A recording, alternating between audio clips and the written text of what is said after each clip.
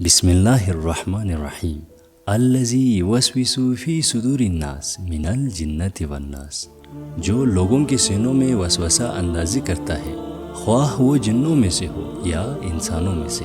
انسان کے دل و دماغ پر شیطانی وسواس کس طرح اثر انداز ہوتے ہیں، اس کی وضاحت حضور صلی اللہ علیہ وآلہ وسلم کے اس فرمان سے ملتی ہے۔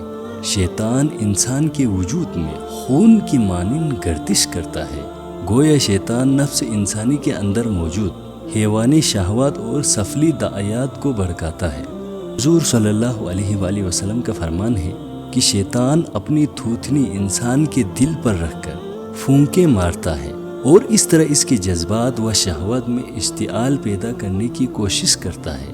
اللہ تعالیٰ نے شیطان کو انسان کے دل میں وسوسہ پیدا کرنے اور اس کے جذبات کو انگیخت دینے کی حد تک اختیار دیا ہے۔ اس سے بڑھ کر انسان سے زبردستی کوئی عمل کرانے کا اختیار اسے نہیں دیا گیا۔ بہرحال نفس انسانی بعض اوقات شیطان کے بہکاوے میں آ کر مطلقہ انسان کے لیے شیطان کا نمائندہ بن جاتا ہے اور پھر بالکل شیطان ہی کی طرح اس کے دل میں وسوسہ اندازی شروع کر دیتا ہے۔